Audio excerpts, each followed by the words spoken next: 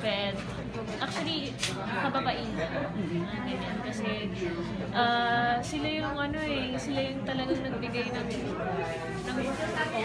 halos buong buhay nila binigay nila sa mga anak nila. Diba? So, they deserve to be given that amount of love din na binigay nila. Aside from doing charity na, ano pa yung ginawa mo to celebrate your birthday? Simple lang kasi hindi ako talaga nag-plan. So, nung Friday, may taping kami ng Encantadia. Tapos, syempre, inabot na kami ng Saturday. Saturday yung mismo birthday ko. So, sinurprise nila ako sa set. Tapos, yung mismo birthday ko, nanood lang kami ng sine, ng La La Land. Finally, kasi ang tagal ko nang gustong panoorin yun. Tapos, siguro masasabi ko na isa yun sa mga pinaka-memorable din na birthday celebration. Kasi bukod dun sa pamilya ko talaga yung kasama ko at medyo hindi ko madalas na experience yun dahil may ate pa ako na pumunta from Pangasinan para lang makipag-celebrate din sa amin. Tapos yung mga pamangkin ko, yung very simple pero very memorable kasi puno siya ng inspiration. Tapos the next day, may surprise din naman from the supporters. So, nakakatuwa kasi parang ayaw talaga nila pumayag na walang celebration na magaganap. At for the first time, na-experience ko na maging birthday celebrant at binabati ng mga co-actors ko, ng mga co-workers ko, may mga pa-video greeting, may mga pa-AVP na nakakatuwa kasi hindi mo na-imagine na ganun pala yung nagiging epekto ng work ethic mo or ng pakikitungo mo sa kanila. So, it's a good reminder na tuloy-tuloy lang kung ano man yung ginagawa ko ngayon. Ano yung feeling kasi kanina kinakausap ka ni Sandora, parang galit daw Galit siya na galit sa character mo. Parang usually common na yung gano'n yung reaction mo. Common na. Well, sanay naman ako pero coming from her, parang sobrang cute lang na hindi daw siya makatulog sa gabi, mukha ko daw yung naiisip niya na parang wow, may malakas yung epekto kung gano'n na hanggang sa pagtulog niya ay nakikita na pa rin ako.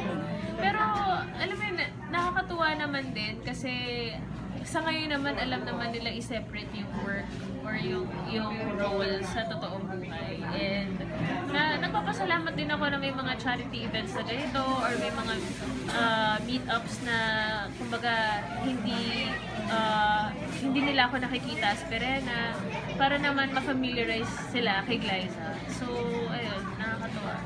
Personally, anong pakiramdam mo playing the role of Encantadia Sangre Perez? Hinanda ko na yung sarili ko before kami mag-start na siya, physically, emotionally challenging. So, mas hinigitan niya pa yung preparation ko habang ginagawa namin siya. Hindi ko in-expect na mas mas mahirap pala than what I imagined. So, nakakatuwa naman din dahil wala ako sa battle to alone. Kumbaga, kapag nakikita mo yung director, yung mga co-actors mo, yung mga co-workers mo na talagang na-challenge din. Kahit ikaw, na-challenge ka din eh. So, kahit paano na-inspire ka din sa pinapakita nilang endurance. Siyempre, dun sa mga producers din namin na hindi ito madali. Pero, nakakatuwa na dahil sa epekto nito sa viewers at epekto nito personally sa aming mga actors na nakakayanan namin. So kahit na araw-araw kami nagtitaping, minsan hindi na kami umuwi, sulit lahat yun dahil sa naging resulta nito. This week sobrang kaabang-abang yung bawat episode. Ano pa ba yung mga dapat?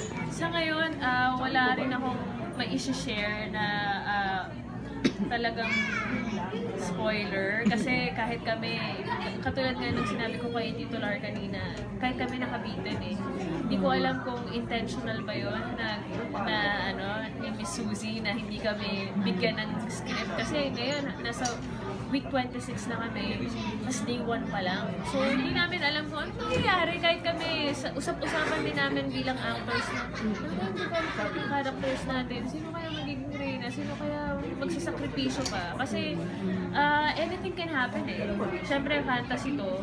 So, yung takbo ng story na to, hindi mo rin alam kung baka mamaya may mabuhay ulit, di ba? Kasi pwedeng may mamatay, pwedeng mabuhay ulit, pwedeng bumalik, pwedeng hindi na. So, very unpredictable. Kaya talagang masasabi ko, abangan na lang din nila at kwentuhan nila kami kung ano man yung mapanood nila dahil busy kami mag-taping. Pero ayun, so far, intense talaga yung intense na siya before, pero mas intense siya ngayon dahil kumbaga nagpo-focus na dun sa main characters eh. At hindi mo alam kung meron bang mawawala, meron bang babalik, o meron pang mga ibang sasama dun sa magsasakripisyo. Pero taping for this week